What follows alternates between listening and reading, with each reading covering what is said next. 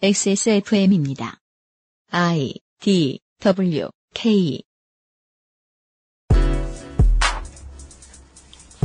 나는 자유롭게 표현한다고 떠들었는데 그 결과 지구 반대편에서는 사람이 죽을 수도 있습니다.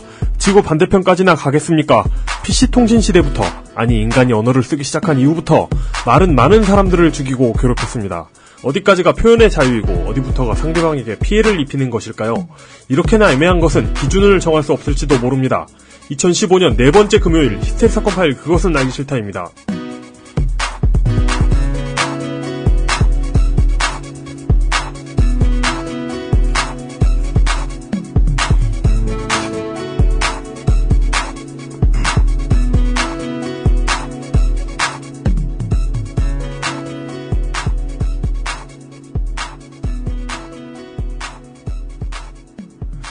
(2013년 8월에요) 당시 조원동 청와대 경제수석이 소득세법의 개정안을 설명을 하면서 이런 말을 꺼내듭니다. 거위 깃털을 고통 없이 뽑는 창의적인 방법이다. 뭔 소리야? 뭔가 국민을 데리고 푸아그라를 뽑아내려는 것 같은 이야기 같기도 해요. 그죠? 국민이 거위냐는 질문이 일단 나오고요. 그러게요. 조 전 수석이 말한 창의적인 방법이란 세액공제로의 전환이었습니다. 그동안 연말정산의 핵심은 소득공제입니다. 사람들이 알고 있는 것처럼. 총급여에서 근로소득공제를 빼면 네. 근로소득이 나오는데 여기에서 각종 소득공제를 반영하는 게 연말정산의 스타트입니다. 기존의 추가공제, 보험료, 의료비, 기부금 이런 것들이 소득공제 항목에서 세액공제 항목으로 전환된 겁니다. 방향성만 놓고 본다면은요. 기존의 소득공제는 고소득자한테 유리하긴 했어요. 소득공제를 받으면 최저세율 6% 대상자는 세금이 조금 주는데 최고세율 38% 이상 대상자는 세금이 많이 줄어드는 그런 경우도 있었습니다. 근데 여기서 세액공제로 전환을 하면 공제 항목별로 세율이 일정하게 반영이 됩니다. 그래서 일괄 하향 조정이 되는 측면이 있습니다. 그러면 저소득층의 환급액이 좀 더 커집니다. 세액공제는 저소득자에게 유리한 구조라는 것만은 분명합니다. 지금 쓰이고 있는 방식 말이죠. 근데 이건 얘기하고 최경환 경제부총리는 뭘 말 안 했습니다. 그가 말하지 않은 건 근로소득공제를 축소하면서 동시에 그 밖에 다른 공제 항목들을 확 하고 하향 공제해버렸다는 겁니다. 근로소득공제를 축소하면서 자녀 출생과 다자녀 공제를 폐지했고요. 공제 항목을 줄였다. 네. 예. 그러면서 카운터 블로우가 날라온 겁니다. 온 국민들에게. 그렇죠. 여러분들이 이번에 공제하시면서 연말정산 하시면서 받아든 그 마이너스가 말이죠. 쉽습니다. 증세입니다. 네. 소득세 증세예요. 그러니까 네. 이번에 최경환 경제부총리가 대국민 담화를 발표한 것을 보면서 미안하다 하는데 이야기를 들으면서 들었던 생각은 이겁니다. 어릴 때 제가 오락실에 다닐 때 최경환 경제부총리와 비슷한 화법을 부모님한테 썼던 적이 있습니다. 잘못을 일부만 인정하고 사실은 지능개발에 도움이 되려고 했다. 지능개발에 도움이 될 거라는 사실을 부모님께 잘 설득하자. 사실 일부를 이야기하고 결정적인 사실을 숨기는 것은 거짓말입니다. 실제로는. 네. 국민을 자기 오락실 갔다 왔을 때 부모님 보듯 띄엄띄엄하게 보는 8살 소년소녀와 지금의 정부가 무엇이 다른가 하는 생각이 듭니다. 주말입니다. 히스테리 사건 파일 그것은 알기 싫다의 책임 프로듀서 UMCU입니다. 이용 상임수석입니다. 안녕하십니까. 말은 많은 사람들을 죽이고 기병 얘기가 아닙니다. 말이 많은 사람들을 죽였다고 하는데요. 이거 창피하네요. 말을 해놓고도 창피하네요. 기병대나 헬리콥터 얘기가 아니랍니다. 네, 그렇습니다. 그럼 경마 얘기인가요? 그렇죠. 경마 관련 사람이 많이 죽습니다. 그렇습니다. 그 경마장도 굉장히 이렇게 재밌다고 하네요. 이거 인간 캐릭터를 연구하는데 좋은 장소라고 하더군요. 그래요. 오늘은 호스, 스텔리언 이런 게 아니라 말에 대한 이야기를 할 것입니다. 물뚝심송 상임 고문께서도 앉아 계십니다. 예, 안녕하십니까. 괜히 엄살 떠는 것 같지만 네. 오늘 에피소드는 진짜 실제로 어려운 주제였고 고민이 많이 되는 주제였습니다. 잠시 후에 이야기요. 예. 사실 어제도 그렇고 오늘도 그렇고 뭔가 이렇게 크리티컬한 시사 이슈는 아니에요. 다. 그렇습니다. 예. 그런데도 저희들이 오랫동안 알고 보면 청취자 여러분들에게도 많이 영향이 가지만 저희들을 오랫동안 묻고 있었고 앞으로도 묻고 있을 속박에 대한 이야기를 좀 할 겁니다. 어떤 면에서는 네. 이게 청취자 여러분들의 고민이 아니라 우리의 고민인 네, 저희의 고민을 나불될 것입니다. 오늘. 네. 이야기하기 전에 저희를 이야기하게 해줄 수 있는 동력에 대해 소개해드리겠습니다. 히스테리 사건 파일 그것은 알기 싫다는 에브리온 TV, 바른 선택, 빠른 선택, 1599 대리운전, 커피보다 편안한 아르케 더치커피, 나의 마지막 시도 퍼펙트 25 전화영어, 한 번만 써본 사람은 없는 빅그린 헤어케어에서 도와주고 있습니다. XSFM입니다. 10분으로는 부족합니다. 당신의 실력을 충분히 높일 수 있는 최적의 시간. 25분간의 전화영어 Perfect 25.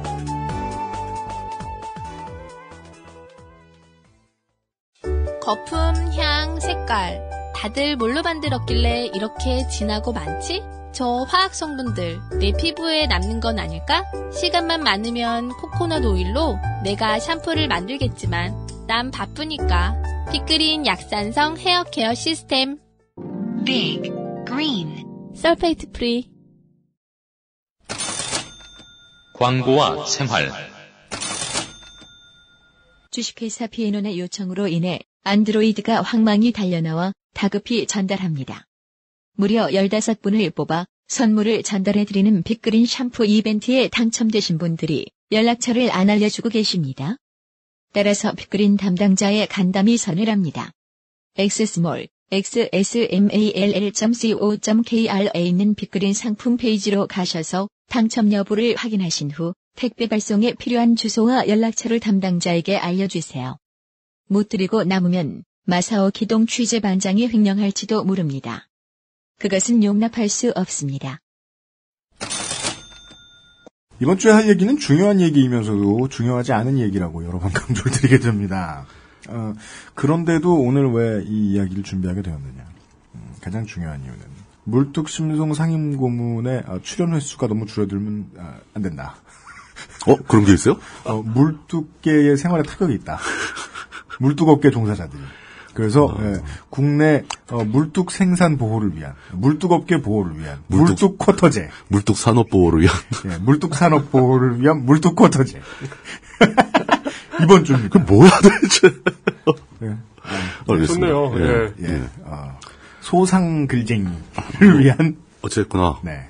굉장히 고민스럽고 어렵게 준비한 에피소드입니다. 지난주에 그 멀리 프랑스에서 날아오신 그 아카이소라님. 네. 이것 때문에 날아오신 건 아니고 이렇게 귀국한 김에 날아온 김에. 예.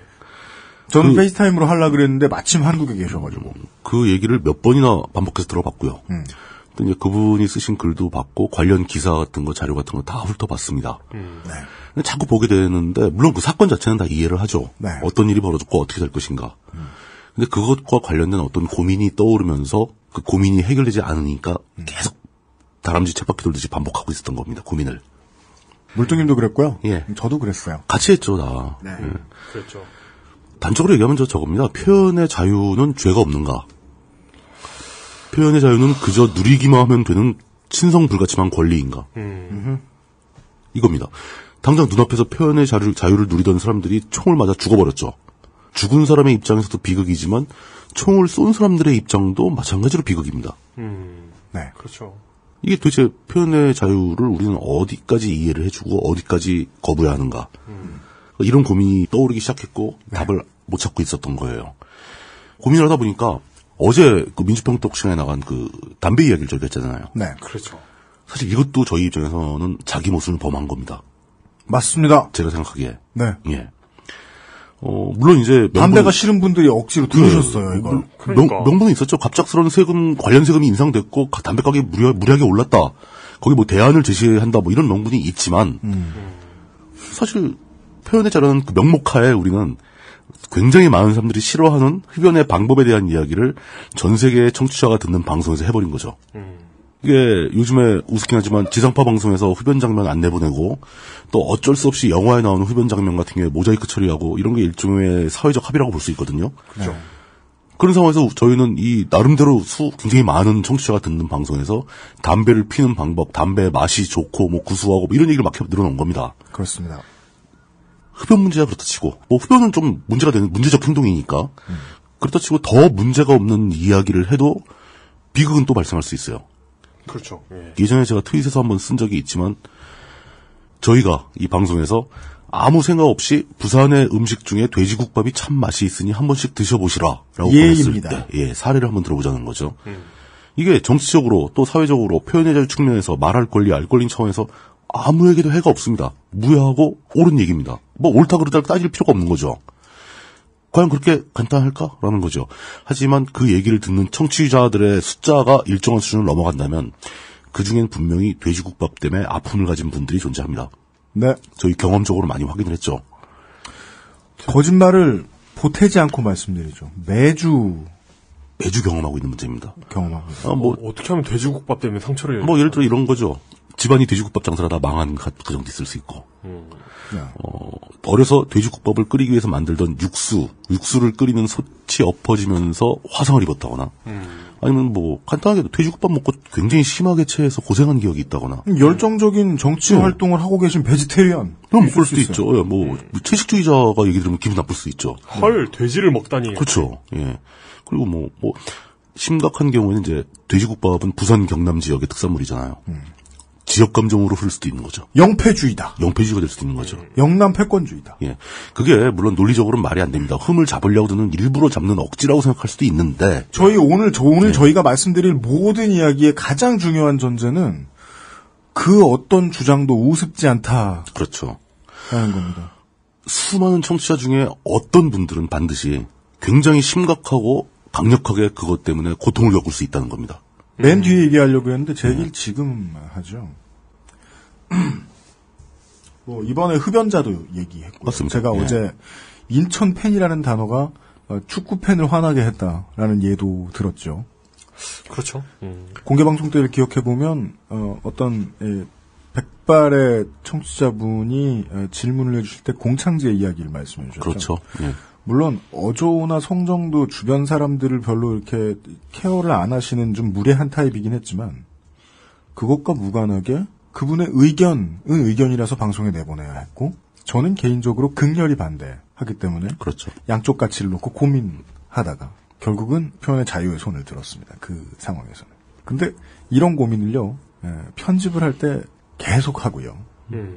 지금 3가지만 말씀드렸는데 앞으로 예를 제가 아마 생각날 때마다 계속 말씀드릴 겁니다. 편집을 할 때 계속 고민을 하고 그리고 편집이 다 끝났다고 해도 제가 어떻게 다 고릅니까 그걸? 그럼요. 청취자분들한테 피드백이 들어옵니다. 이런 문제는 나에게 상처가 된다.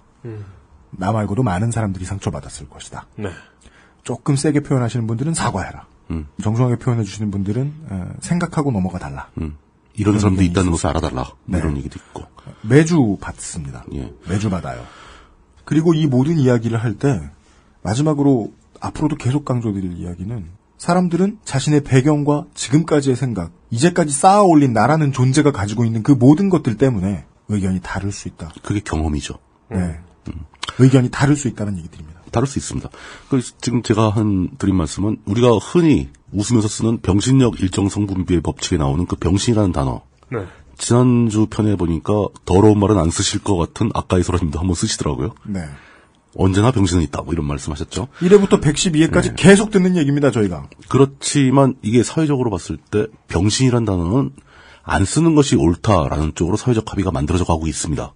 그렇죠. 저희는 그걸 무시하고 쓴 거예요. 네. 그거를 쓰면 안 된다고 주장하는 사람들도 똑같은 생각을 하고 있는 겁니다. 그 말을 들음으로써 고통을 받고 상처를 받는 사람들이 존재하기 때문에 그걸 무시하고 말을 한다는 게 정치적으로 옳지만은 않다라는 거죠. 네. 이런 겁니다. 어떤 얘기를 했더라도 반드시 고통받는 사람이 존재한다면 그 고통받는 사람들을 우리가 그 고통을 무시하고 우리는 표현의 자유가 있기 때문에 당신이 고통을 받건 말건 우리 알 바가 아니다. 우리는 우리의 권리가 있으니까 얘기를 할 거고 거기서 발생하는 당신의 고통은 당신이 알아서 참아라. 라고 얘기할 권리가 우리한테 있는가. 네, 그 질문입니다. 이게 마지막 그 말입니다. 예, 그 질문이죠. 우리에게 그 권리가 있는가? 그렇죠. 표현의 자유라는 것은 이런 책임에서 자유로운가? 우리에게 표현의 자유를 누릴 권리가 얼마나 있는가? 아예 있는가? 그렇죠. 보통 이제 우리는 표현의 자유가 우리 사회에서 지켜야 할 원칙 중에서도 굉장히 우선순위가 높은 원칙 중에 하나라고 생각을 합니다. 네. 하지만 어떤 면에서 생각해보면 표현의 자유는 법적으로도 부분적으로 이 부분 저 부분 제한되고 있어요. 인권 같은 경우는 절대 양보할 수 없는 천부적인 권리라고 간주를 합니다. 근데 표현의 자유는 부분적으로 법률부터가 제한을 하고 있다면은 뭐 경우에 따라서 제한될 수도 있는 그런 그저 그런 가치 중에 하나 아닌가라는 생각도 해보게 되는 거죠. 뭐 쉽게 말해서 TV에서 아까 담배 못 피우게 하는 거 있잖아요. 그렇죠. 예. 그것도 표현의 자유를 침해하는 거죠. 침해하고 제한하고 있는 거죠. 네. 예. 이런 의심을 하다 보니까 정말 골치가 아프더라고요. 골치 아프죠. 예. 네. 그래서 그 의심을 해가는 과정, 답을 찾아가는 과정을 여러분들께 들려드리고 싶어졌던 겁니다. 첫 단계는 언제나 하듯이 아주 포괄적이고 광범위한 개념으로 거슬러 올라가겠습니다. 예. 제가 편집해드릴까요, 청취자 여러분? 물뚝 클래식. 네. 그 시작은 공화주의와 민주주의에서 출발합니다. 공화주의와 그렇답니다. 민주주의. 예. 이 공화주의와 민주주의는 어떻게 다른 것인가? 저는 개인적으로 제 입장은 공화주의와 민주주의보다는 공화주의와 자유주의로 표현을 하고 싶었는데 네. 사회 일반적으로는 자유주의보다 민주주의란 말이 더 많이 쓰이죠. 이런 경우에. 그렇죠. 예. 하지만 이 두 가지를 포괄해서 민주주의는 더 넓은 개념으로 쓰이기도 합니다. 무조건 어떤 사회든지 그 사회의 구성원들에게 권리가 가는 건 포괄적으로 민주주의죠. 그렇죠. 그거 말고 현실적으로 데모크라시라고 했을 때 의미하는 바, 한 단계 작은 개념으로 공화주의에 상대될 수 있는 개념이 됩니다. 이 두 가지는 매우 비슷하지만 사실 좀 다른 뜻이 있어요. 그 미국의 양대 정당이 공화당과 민주당. 그렇죠. 영어로는 똑같아요. 리퍼블리컨하고 데모크라시죠. 그리고 나라 이름에도 그 두 개가 동시에 들어가는 경우가 많죠. 많이 들어가죠. 조선민주주의인민공화국. 예, 좋은 거 다 썼어. 예. 그 나라 아니잖아, 국법이 저는. 최근이 아니죠. 벌써 꽤 됐죠. 몇 년 전에 절필하신 JS 고종석 선생이 이 공화주의와 민주주의에 관해서 그 레지스 드브레라는 프랑스 철학자를 한번 인용해서 설명한 적이 있습니다. 저는 그분의 설명에 상당 부분 동의를 하고 그 내용을 요약해서 말씀을 드리고 싶어졌습니다. 네. 공화주의는 보통 프랑스에서 시작됐다고 보죠. 네. 프랑스는 굉장히 강력한 공화주의를 채택한 공화국입니다. 그리고 민주주의는 영미권, 영국이나 미국에서 발전한 개념이라고 보고 있습니다. 민주주의는 각 개인의 자유를 우선시하고 그 사람들이 자유롭게 살아갈 수 있는 환경을 국가가 제공해야 된다라고 생각을 하는데 공화주의는 거기에 뭔가를 더 요구합니다. 구성원들한테. 네. 공화국에 대한 가치, 사적 이익을 넘어서는 공적 이익에 복무해라. 공적 이익. 예, 공적 이익을 생각해라 항상. 공화주의가 좀 더 진지하고 더 엄숙한 거죠. 사람들한테 의무를 부여하는 거니까. 네. 일반적으로 봤을 때 공화국은, 그러니까 진짜 공화국은 다 민주적입니다. 민주주의를 합니다. 공화국의 주인이 다 시민들이니까. 예. 그죠? 근데 우리 실제 세계에서는 공화국의 이름을 걸고 있는 나라 중에 상당수가 비민주적이죠. 예. 그렇죠. 예를 들어 북한 같은 나라. 그 나라들은 공화주의도 하잖아요. 시민들한테 권리를 안 주니까. 그렇지만 진정한 민주주의 국가 중에서는 공화국이 아닌 나라가 존재할 수 있습니다. 민주주의 국가 중에서는. 네. 예를 들어? 애매한 부분이 있긴 하지만 예를 들면 미국입니다. 미국은 자신들이 공화국이라고 주장을 잘 안 하죠. 그리고 그 본질상 미국은 구성원들에게 프랑스에 비해서 뭔가를 공통적으로 요구하는 게 굉장히 적습니다. 공통의 이익을 생각하지 마라. 너희들은 그런 거 생각 안 해도 된다. 오히려 미국은 리버럴리즘이라는 나라인데 각자 알아서 너희들 하고 싶은 대로 너희들의 탐욕에서 출발했다 하더라도 돈을 벌도록 노력을 해라. 단지 정부는 너의 권리를 제한하는 게 아니라 당신들 서로 다른 생각을 가진 집단들이 평화롭게 공존할 수 있도록만 제한을 한다. 라는 게 민주주의 국가라는 거죠. 네. 공화국은 그렇게 여러분들의 권리 다 인정하지만 여러분들이 이거는 하셔야 됩니다. 그러면서 공화국을 위해서 뭔가를 해야 된다라고 제안을 하는 거죠. 그게 이제 차이가 나는 겁니다. 민주주의의 덕목은 다양성과 서로에 대한 관용이에요. 자기가 특이한 걸 주장하더라도 상대에 대한 관용을 유지하고 또 특이한 주장을 하는 사람들에 대해서 나머지 사회가 그 사람들한테 관용을 유지하면 민주주의 국가는 유지가 될 수 있습니다. 그렇죠. 예, 그러니까 서로 싸우지만 않으면 돼요. 네. 서로의 권리를 침해하지 말고. 공화국은 거기에 추가적으로 국가 전체가 같이 공유할 수 있는 그 기준을 하나 더 요구하는 거지 않습니까? 예. 근데 이런 게 국가가 구성원들한테 뭔가 하나 단일화된 가치 기준을 적용하는 거 여기서 한 발자국만 더 가면 전체주의가 되죠. 그렇습니다. 예. 그렇죠. 그렇기 때문에 민주주의를 더 선호하는 리버럴들, 자유주의자들은 과연 우리가 만들어 나갈 미래의 그 국가 사회에 공화주의적 가치가 반드시 필요한 것인가라고 의심을 합니다. 사람들한테 그렇게 획일화된 어떤 특정 가치를 요구하는 게 옳은가? 예를 들면 프랑스 공화국은 자유평등 박애잖아요. 그죠. 사람들이 이 자유평등 박애는 누구나 동의하도록 국가가 강요하고 있는 겁니다. 미국은 자유평등 박애에 동의하지 않는 사람들도 얼마든지 살 수 있어요. 이런 차이가 생기는 거죠. 이런 사상을 분류할 때 항상 많이 쓰는 방법 중에 하나인 수직선 도표를 머릿속에 그려보셨으면 좋겠는데 한쪽 끝에 전체주의 혹은 국가주의 파시즘이라는 게 존재할 수 있습니다. 모든 국가가 단일화된 가치를 위해서 그것만 노력해야 된다는 극단적인 국가주의죠. 네. 그 반대편 끝에는 아마도 아나키스트, 무정부주의가 있겠죠. 나라 조까 나라 따위 필요 없다. 네. 각자 알아서 사는 거다. 네. 그 둘 사이에 있는 선을 그어보면 그 안에 공화주의와 민주주의가 자리 잡게 되는데 공화주의는 파시즘 쪽에 가깝게 자리 잡고 있는 거고 민주주의는 아나키즘 쪽에 가깝게 자리 잡고 있다고 볼 수 있죠. 네. 왜 이런 얘기를 하냐면은 지난 시간에 나왔던 그 샤를리 앱도의 사건에 대한 설명 중에서 제가 좀 약간 여러 번 반복해서 주의 깊게 들어봤는데 오해의 소지가 있는 표현이 있었어요. 그게 뭐냐면 지난주에요? 예, 지난주에. 뭐죠? 그게 그 이민자 정책을 펴는 것 중에서 동화주의에 대한 묘사가 있었는데 네. 네, 그랬죠. 예, 동화주의에 대한 설명이 약간 좀 잘못된 것 같더라고요. 그렇습니까? 예. 어떤 사회 공동체가 서로 다른 문화, 새로 유입되는, 외부에서 유입되는 새로운 형식의 문화에 대해서 어떤 입장을 취할 것인가에 대해서 대비되는 두 가지 입장이 있는데, 하나는 동화주의고 하나는 다문화주의입니다. 동화주의는 주로 우리가 무슨 말로 비유하냐면 멜팅팟, 용광로로 비교합니다. 그러니까 멜팅팟하고 동화주의는 같은 거예요. 그리고 다문화주의는 거기에 대응하는 다문화주의는 샐러드 볼로 비교합니다. 샐러드 볼. 섞었지만 안 섞인. 예. 그러니까 동화주의는 다른 문화를 가진 사람들이 들어오는 건 환영한다. 얼마든지 들어와라. 대신 들어오면은 우리가 내세우는 가치에 동화되어야 한다. 이게 그 프랑스 같은 경우는 이 우리가 내세우는 가치에 동화되어야 하는 그 핵심 가치가 바로 공화국의 자유평등 박애죠. 이거에 동의를 해라. 네. 그리고 문화적으로도 우리한테 융합되는 것이 좋을 것이다. 우리는 이 문화를 가지고 산다. 네. 이게 동화주의입니다. 샐러드볼과 용광로의 비유가 쉽군요. 그렇죠. 예. 그 용광로에는 뭐 구리가 들어오든 쇠가 들어오든 녹아서 같이 섞여서 출렁거리니까. 하여간 다 해서 액체가 뽑았더니 H빔. H빔이 되는 거죠, 진짜. 네. 예. 다문화주의는 그 동화되는 것 자체를 요구하지 않는 거예요.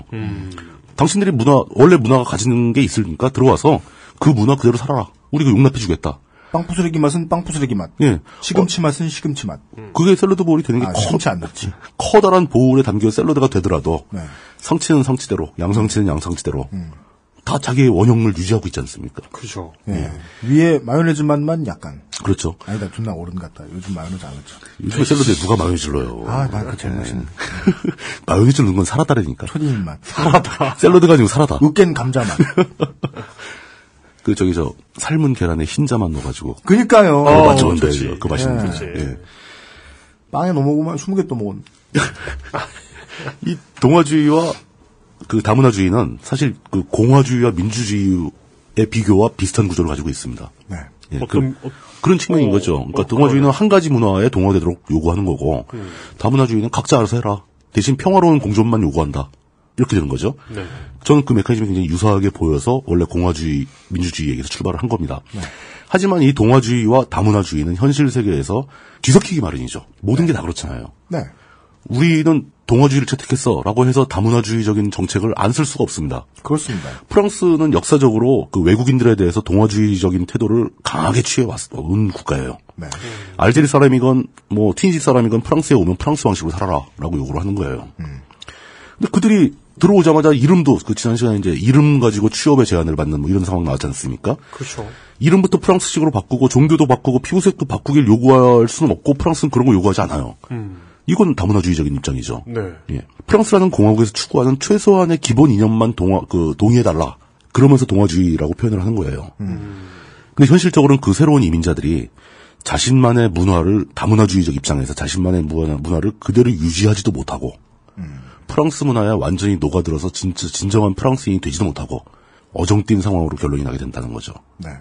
이게 프랑스에선 융합을 원하는데 그 사람들은 자꾸 섞이지 못하고 겉돌게 되는 거죠. 프랑스 정부가 아무리 외국인들에게 똑같은 프랑스인으로 대하겠다라고 해도 실제로 입사시험에서 차별을 받고 네. 돈도 못 벌고 못 벌게 되니까 결국 자신들만의 개토를 형성하게 되고 학교에서 종종 예, 따돌리고 따돌림 당하고 그 주류 프랑스인들과는 생활 형태가 달라지는 겁니다. 그러면서 그들은 원래 가지고 있던 문화가 아닌 B급 프랑스 문화를 또 만들어버린 거죠. 네. 저는 프랑스에 사는 그 무슬림들의 문화를 그렇게 간주합니다. 자신들의 원래 가지고 있던 본래 문화도 아니잖아요. 네. 그죠. 들어오면서 변했을 테니까. 네. 미국도 마찬가지입니다. 미국 이민자들에게 미국의 헌법을 준수하기를 요구합니다. 이거 사실은 근본적으로 보면 동아주의죠. 네. 근데 그거는 뭐 헌법에 동의하면 그 나라 국민이 될 수가 없으니까. 그렇지만 미국은 그 법과 질서를 준수하기엔 기본적인 가이드라인만 제시하고 그 이외의 것은 별로 건드리지 않습니다.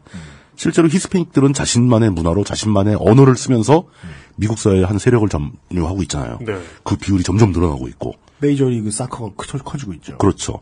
어쩌면 미국은 조만간 그 히스패닉 출신의 대통령이 나올 수도 있습니다. 가능합니다. 충분히 가능한 얘기죠.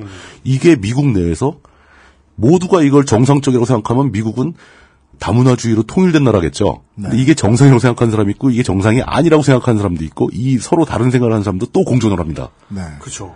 이 진정한 다문화주의죠. 그렇죠. 근데 이제 우리가 오늘 이 얘기를 드리게 되는 이유들 중에 하나는 그 보스턴 마라톤 테러 사건을 놓고 기억을 해보면 그렇죠. 그 사람이 이제 미국 시사용어로 외로운 늑대 론을 어디 조직에서 지령을 받아서 테러를 저지른 사람이 아니라 자발적이고 자생적으로 생겨난 예. 테러범이라는 거니까 자기가 혼자서 사상을 만들어내서 테러를 그렇죠. 저질러야겠다, 자경을 해야겠다라는 생각을 하게 된다는 거잖아요. 그렇죠. 그런 테러가 발생한다는 것 자체가 네. 미국이 다문화주의적 입장에서 성공하고 있는 것처럼 보이지만 내부적으로는 다문화를 가진 집단들이 평화롭게 공존하는 데 실패하고 있다는 뜻이잖아요. 네. 쉬운 일이 아닌 거죠, 그건. 그렇죠. 그게 왜 그러냐면 미국에서조차 그렇게 다문화주의적으로 보이는 미국이라는 국가에서조차 히스패닉이나 아이리시, 아일랜드 사람들이나 이탈리아 출신들이 알게 모르게 차별을 당하지 않습니까? 아시안들은 뭐 말할 것도 없고요. 네. 우리나라 경우는 어떨까? 우리나라 지자체에서 맨날 다문화 정책이 어쩌고저쩌고 얘기를 하죠. 그렇기 때문에 사람들은 착각을 합니다. 우리나라가 다문화주의를 채택한 것인가? 아닙니다. 우리나라는 굉장히 강력한 동화주의예요. 네. 다문화 가정, 다문화 교육, 다문화란 말을 많이 쓰지만 근본만 봐서 알 수 있죠. 우리나라에 들어온 외국인 노동자들이나 그 시집온 여성들 네. 한테 우리말 쓰라고 얘기하잖아요. 그렇죠. 우리말을 가르치는 것 자체는 동화주의 정책입니다. 다문화주의라면 그 사람들 쓰던 말 쓰게 해줘야죠. 그걸 도와줘요, 지자체가. 쓰던 말 쓰고 예, 옷, 음식 하던 거 먹고. 공공 서비스에 그들의 언어를 추가해야죠. 그게 다문화주의죠. 그러니까 원칙에 대한 이야기예요. 국가의 대부분이 하나의 언어를 쓰고 있는 국가에서는 그렇죠. 경제 생활을 위해서라도 언어를 배울 필요가 있는데요. 그럼 개인적인 필요에서. 근데 그건 예. 사회가 알아서 강요하게 돼 있어요. 그러니까. 국가가 강제할 이유는 없는데 우리나라에는 귀화하려면 배워야죠. 우리말 배워야죠. 시험 통과해야죠. 예. 그건 얘기가 좀 달라요. 그렇죠. 예, 국가가 정식으로 그걸 요구하고 있다는 건 얘기가 살짝 달라요. 근데 더 나가서 그럼 우리나라는 동화주의를 채택한 거냐? 네. 라고 물어본다면 더 냉정하게 표현하자면 우리나라는 아직도 동화주의를 할 것인가 다문화주의를 할 것인가에 대한 감을 못 잡았어요. 얘기를 해본 적도 없어요. 네. 심지어 이런 게 있다는 것도 모르는 사람이 태반입니다. 근데 그냥 여기저기 물어보고 대충 눈치 봐가지고 귀화 선수들한테 야, 너 이름 한국식으로 세 글자나 두 글자로 고쳐야 될 것 같아. 그런 식으로 얘기해. 개인적으로 해결하고 있는 거죠. 개인적으로. 이름을 안 바꿀 거면 이제 네 성은 안 부르고 네 이름만 부를 거야. 뭐 정해진 법은 없어요. 그러니까 실제로 산업의 필요에 의해서 우리나라에 외국인들이 많이 들어왔어요. 네. 들어와서 현실적인 요구가 생기니까 그거를 그냥 임기응변식으로 땜빵하듯이 하나하나 떼어가고 있는 중이지. 네. 선도적으로 우리가 미래 사회에 외국인들이 많이 이주하면서 외국 문화가 많이 들어올 텐데 네. 이걸 우리 사회가 어떤 사회 차원 전체 사회 차원에서 어떻게 대응할 것인가 이런 거에 대해서 토론을 해본 적이 없습니다. 네. 답답한 일이죠. 반면에 말이 나오고 있는 쪽은 오히려 외국인 노동자 문제에 경기를 일으키며 그들을 몽땅 다 내쫓아야 된다고 주장하는 사람들부터 떠들고 있습니다. 네. 그러게요. 얘기를 하고 있습니다. 네. 하지만 이들의 주장은 아까 제가 말씀드린 수직선상에서 네. 이쪽 끝에 아나키스트가 있고 그 다음에 민주주의가 있고 그 다음에 공화주의가 있고 그 다음 이쪽 끝에 파시즘이 있다고 했을 때 네. 바람직한 국가는 민주주의와 공화주의 사이에 있어야 되거든요. 거기서 맞습니다. 왔다 갔다 해야 되거든요. 네. 근데 외노자를 몽땅 내쫓아야 된다고 주장하는 분들의 주장은 네. 공화주의보다도 훨씬 더 지나가서 파시즘에 가까운 발상이잖아요. 대한민국 특산물이죠. 네. 극좌에서 시작한 극우 테러 세력. 그러니까요. 그런 주장은 이론적으로도 그렇고 현실적으로도 그렇고 제가 당황하는데 논할 가치가 없는 얘기입니다. 자, 최대한 많은 범위에 최대한 많은 의견을 인정하고 시작을 해야 되는 오늘의 이야기니까. 그렇죠. 그들이 처하게 된 상황이나 그들의 입장을 어느 정도까지는 이해할 수 있다고 칩시다. 그럼에도 불구하고, 자, 방송 만드는 사람들한테 불편부당을 요구하시는 분들이 있는데 저희들은 가능한 한 저항합니다. 그런 분들이 계시면. 불편부당 자체가 불가능한데요. 하다 보면 이제 가능한 한 가운데를 강요를 하시는 분들이 있어요. 네, 그거 요구하는 사람들이 꽤 있습니다. 네. 근데 의견 없는 이야기를 전해 듣고 싶으시면 면벽 수도를 하시면 돼요. 팟캐스트를 듣지 마시고. 중립적인 언론이라는 것은 도시괴담입니다. 그런 건 존재하지 않아요. 견해, 예. 그러니까 저희의 견해로는 이렇다는 거예요. 그런 외노자 하며 무조건 몰아내자, 원래 국내에 있던 사람들 다 죽는다 이러면서 테러까지 선동하는. 그렇죠. 사람들은 지금 우리가 믿고 있는 상식에 봤을 때 완전히 범위 바깥이다. 예, 범위 바깥입니다. 논외로 놓고 심지어 몰아내어야 할 견해. 사회적으로 금지해야 할 견해 중에 하나죠. 라고 저희들이 생각한다라는 주장 정도를 꺼내놓습니다. 이런 주장도 어떤 표현의 자유를 침해하는 걸까요? 누구한텐 그래요. 이 얘기가 중요해요. 누구한텐 그래요. 에브리바디가 아니라. 누구의 표현의 자유를 매우 제한하고 있어요. 외국에서 들어온 분들 때문에, 들어온 분들 때문에 자기가 정말로 직장 잃은 사람도 있을 수 있어요. 그럼요. 정말로 목숨을 잃은 친인척을 가지고 있을 수 있어요. 매우 낮은 범죄율에도 불구하고 있을 수 있어요. 그에겐 표현의 자유예요. 그리고 우리는 그의 표현의 자유를 무시했고요. 저희의 표현의 자유를 이용해요. 표현하지 말라고 얘기를 하는 중이죠. 네. 예. 좀 감성적으로 얘기하자면은 외노자를 극단적으로 싫어하시는 분들한테 그 얘기 좀 드리고 싶어요. 감성적인 얘기를 좀 드리고 싶은데 우리가 이만큼 먹고 사는 게 하와이 가서 파인애플 따는 우리 선배들이고 삼촌들이고 미국 가서 세탁소 운영하던 사람들이고 슈퍼마켓 하던 사람들이고 독일 가서 광부하고 강사하던 분들이고 실제로 현대 사회에서 정상적인 경제 규모로 봤을 때 세계 10위권 국가인 대국이 다른 나라와 서로 문화를 교류하지 않고 사는 건 불가능합니다. 말이 안 되는 거예요, 현실적으로. 근데 지금 와서 외노자를 쫓아내라는 얘기는 대원군 시절로 돌아가자는 얘기밖에 안 되는데 우리는 그들한테 그렇게 나가서 일하고 돈 벌어오고 그들과 교류를 하면서 우리 땅엔 그들 보고 들어오지 말라. 이건 말이 안 되는 얘기잖아요. 그런 생각은 잊어버리세요. 불가능한 얘기입니다. 결국 동아주의와 다문화주의는 역시 공화주의, 민주주의 비교처럼 칼로 딱 잘라 구분하기 힘든 어떤 하나의 스펙트럼 같은 얘기가 되는데 문제는 현실에서는 동아주의적 아이디어도 다문화주의적 아이디어도 제대로 지켜지지 않는다는 거죠. 우리 인류는 항상 진보적인 아이디어, 굉장히 멋진 아이디어를 생각해냅니다. 민주주의도 그랬고, 다양성, 공화주의도 마찬가지고, 그런 진보적인 개념들을 살펴보고 있자면은 그 개념이 우리 사회에서 실제로 구현된다면 우리가 살아가는 사회는 유토피아가 될 것 같이 보입니다. 근데 그런가요? 현실은 언제나 지옥이죠. 지금 히틀러 2가 곧 등장하게 생겼는데. 그러니까요. 이게 그런 아이디어들이 항상 이론대로 현실에 구현되지 않는다는 얘기입니다. 그게 힘든 거죠. 이쪽도 문제고 저쪽도 문제고 그 중간 어디쯤에 현실적이고 합당한 대안이 존재하겠지만 사람들은 중간 어디에 선을 그어야 할지를 결정할 그 고민하는 것 자체를 힘들어요. 그런 사람들은 오늘 당장 하루 생존하는 게 더 힘든 사람한테 그런 사회적인 고민을 하라고 요구할 수는 없잖아요, 또. 그렇죠. 그러다 보면 우리가 살아가는 사회에서는 우리 사회에 발생한, 우리 사회가 해결해야 할 온갖 문제점들이 해결되기는커녕 누적되어 갑니다. 문제가 해결되기도 해요. 근데 해결되는 속도보다 새로운 문제가 등장하는 속도가 훨씬 빨라요. 중요한 키포인트는 누적입니다. 예, 그러다 보면 해결하지 못한 문제들이 자꾸 누적된다는 얘기죠. 마치 경찰서에 경찰분들이 그렇게 열심히 일을 하셔도 사건 파일은 어제보다 오늘이 더 많이 쌓여 있는 것처럼 정기적으로 미제 파일들을 갖다 저기다 짱박지 않는 이상 모든 경찰서 사무실에 미제 파일로 꽉 차 있겠죠. 누적은 스트레스 혹은 행정의 헛돌아감 등을 야기시킵니다. 스트레스란 보통 몸이 피곤한 것이 아니라 사람의 성격이 망가지는 것으로 배출이 됩니다. 그렇죠. 그러다 보면 사람들은 처음에는 깨끗하게 생각을 하다가 나중에는 점점 이러한 사회상과 연애를 하게 되죠. 그렇죠. 삐져요. 테러합니다. 그 연애라는 건 사랑의 반대. 그렇죠. 사랑과 동일한 사랑의 반대.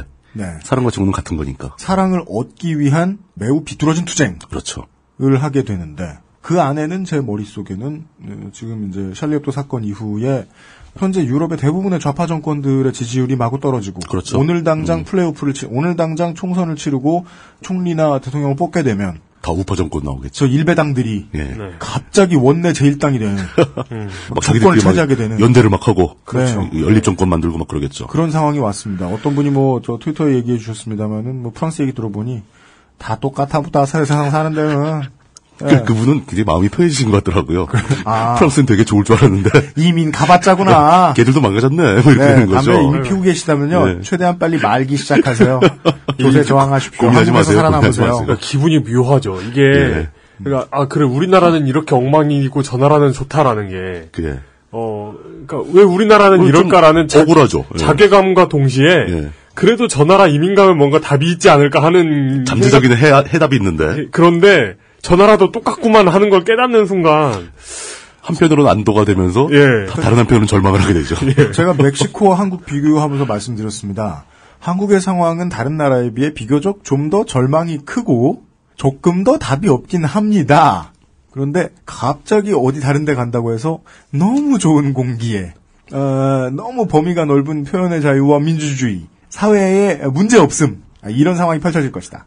이용이 지난번에 말실수 한번 했다가 몇 분이 되게 열심히 항의해 주셨던 대로 캐나다에는 사건이 없어서 신문이 할 일이 없단다. 내가 한 거 아닌데? 제가 한 거예요. 물뚱님이 하셨나? 미안합니다. 캐나다 언론 나 왜 이용했을 거라고 생각했지? 캐나다 언론은 할 일이 없어가지고 동물 기사만 낸다고. TV 신문 동물농장이다. 그럴 리가 없다. 당연히 그럴 리가 없죠. 그럴 리가 없죠. 당연한 거 아닙니까? 이민을 가지 마시라는 말씀도 아니고 캐나다에 실제로 그렇게 사건이 없다는 말씀도 전혀 아니고요. 그렇다고 해서 그걸 항의해 주신 분한테 그렇게 상상력이 없고 농담을 못 받아들여서 어떡하냐라고 핀잔을 드리는 것도 아니고요.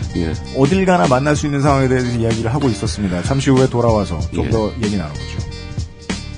지금 듣고 계신 방송은 히스테리 사건 파일, 그것은 알기 싫다입니다. XSFM입니다.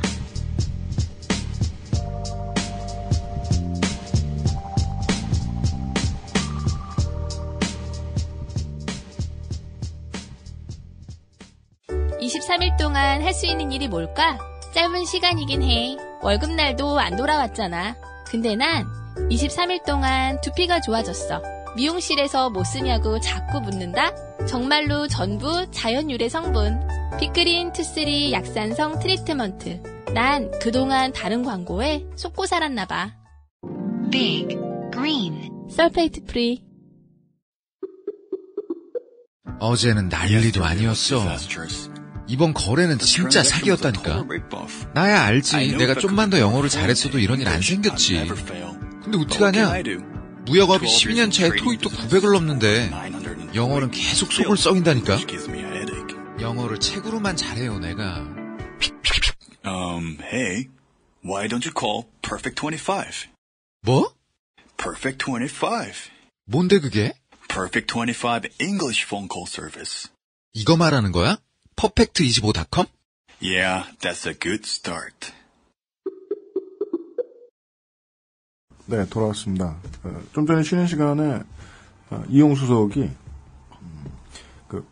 만화 나비 효과를 예로 들어서 개소리를 하나 했는데요. 누군가가 채팅방에 들어와서 뭐라고 했다고요? 님들 좀 도덕적으로 살아야 할 듯? 네. 그러자 사람들이 몇 살인데 그런 소리를 하냐? 라고 말하길래 만 16세요. 라고 답해가지고 머리에 피도 안 마르게. 알고 보니 그 만 16세는 용왕이었다. 네. 용왕이 1만 16년을 살아온. 1만 16세. 예. 근데 우리 중에는, 우리 방송을 진행하는 사람들 중에는 용왕이나, 만세 이상의 사람이 없잖아요? 그래서 이런 문제에 있어서 의견을 물어보고 완벽한 답을 구할 부족시대의 노송, 이런 게 없어요. 성황당에 있는 당나무. 네. 예. 모두 상대성의 핑계를 돌릴 수밖에 없습니다. 네. 인간이 살아봤자 얼마나 산다고. 그렇습니다. 원래 하던 얘기를 돌아가자면은 쉬기 전에 저희가 얘기한 부분이 그거죠. 문제가 새로 생기는 속도가 문제가 해결되는 속도보다 더 빠르기 때문에 누적되고 있다. 네. 이게 보편적으로 벌어지고 있는 상황이라는 거죠. 그렇습니다. 샤를리 heb도 사건이 왜 발생했는가를 보자면은 이렇게 긴 시간 동안 뭐 작게는 이민자 문제, 크게 보면은 뭐 공화주의와 민주주의 문제, 사람들한테 어디까지 요구할 것인가 사회에서 어떤 식으로 행동해야 할 것인가, 그 문제도 해결되지 못한 문제를 쌓아가는데 일조하고 있는 거죠. 그렇죠. 그 아이디어가 현실에 제대로 구현되지 못하고 자꾸 뒤죽박죽되고 혼합되고 그러면서 그럼 이런 문제들이 과연 그들만의 문제인가? 그런 누적된 문제가 폭발해서 하나의 상징적인 사건으로 터져나온 게 샤를리 앱도라고 본다면 네. 샤를리 앱도 테러라고 본다면 예, 우리 사회에는 샤를리 앱도 제2의 샤를리 앱도 사건이 안 생길 것인가? 생겼죠 이미. 소소하게 몇 개 생겼죠. 그렇지만 이렇게 극적으로 막 전 세계가 관심을 가질 정도의 사건도 생기지 말란 법이 없을 것이고 실제로 내부적으로 봤을 때 우리 사회에 누적되고 있는 소소한 문제들의 양은 결코 프랑스에 비해서 적지 않습니다. 네. 오히려 더 많을 수 있죠. 그렇다면은 첫 번째 질문은 이런 문제를 어떻게 해결할 것인가? 라는 문제가 될 수 있습니다. 그리고 두 번째는 우리가 원래부터 궁금해했던 샤를리 앱도의 표현의 자유는 어디까지 봐줘야 하는 것인가? 라는 문제에 대한 얘기로 넘어가 보도록 하겠습니다. 표현의 자유란 무엇인가? 또 그 정의부터 따져봐야죠. 사람은 자신의 마음속에 있는 생각을 어떤 형태로든지 남들에게 알릴 권리가 있다라는 겁니다. 네. 이게 보통 이제 사전적 정의는 어려운 용어들이 너무 많이 나와서 가장 평이한 언어로 표현해보는 표현의 자유입니다. 표현이라는 것은 언어일 수도 있고 말과 글일 수도 있고 예술품일 수도 있고 어떤 행동일 수도 있습니다. 퍼포먼스 같은 걸 수도 있죠. 그리고 데몬스트레이션, 시위일 수도 있습니다. 네. 이게 모든 게 다 표현인 거죠. 우리는 이렇게 생각한다. 우리는 이래야 된다고 생각한다. 라고 주장을 하는 거죠. 우리의 헌법에는 꽤 많은 조항을 두어서 이 표현의 자유를 옹호하고 있습니다. 지켜야 한다고 명시하고 있습니다. 네. 제가 누구라고 말은 안 하겠지만 표현의 자유라는 것이 우리 헌법에 규정되어 있지 않은 개념이라고 주장하는 사람이 있었어요. 뭐 그런 누가요? 그게 왜 그러냐면 우리나라 헌법 전체 전문을 놓고 그 앞에 있는 전문 말고 전체 헌법을 놓고 네. 표현의 자유라고 검색하면 안 나옵니다. 한국사 대학 당연히 없지 뭐 하는데 뭐 하지 아니하다 뭐 이런 식으로 규정돼 있지.